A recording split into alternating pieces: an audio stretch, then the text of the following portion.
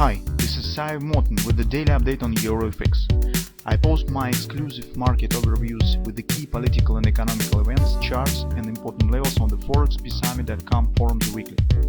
This short video is a response to rapidly changing situation on the currency markets and should help you to stay on top of the game and be profitable. I suggest you to visit ForexPeaceArmy.com forum and read my analysis for the week before watching this daily video. Welcome back everybody, let's update our view on euro currency. So yesterday it was the holiday in the United States, that's why we did not have additional information from the dollar index performance, from 10-year yields, so we could just discuss what's going on in euro currency.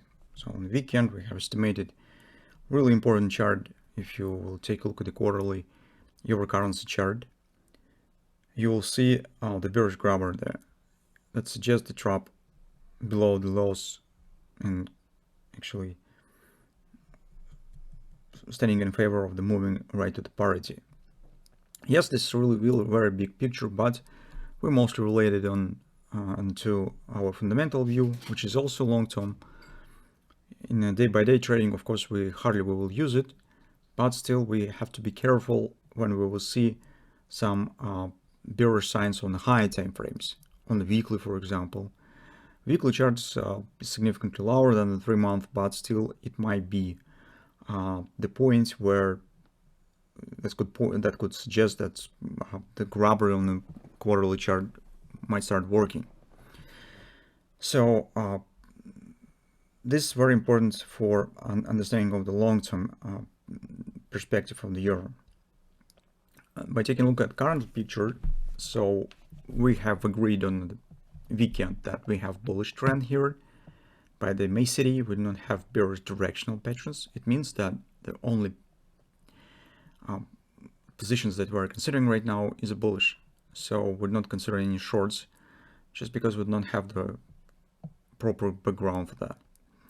And based on the performance last week, when the market really fast has erased PPI numbers, was supported by the poor retail sales, it really could be some a bit more extended retracement here. Actually, we still keep in mind the possible hand shoulders. So what particular could lead market right there, we do not know, but that might be just the first step in this action. Maybe later some information could appear. We do not know what will happen. But for now, we're just considering next step in this upward bounce, which might be slightly higher here, just completing some intraday targets. That's our task in the nearest few sessions. So on the fall time frame chart, we just keep watching for the same pattern, which is actually, I just for a moment will delete this MA city predictor. The only thing actually with the predictor I would like to show you that we have the grabber here. It's bullish grabber suggesting taking out of this area. So we still keep going with this hand shoulders pattern that we already talked about, might be. So first market has to reach the neckline before the right arm will start forming, but potentially this is the pattern that makes sense to watch for. So it will be formed. We're trying to use it for possible taking the long position, as market could show some kind of the ABCD action to the upside.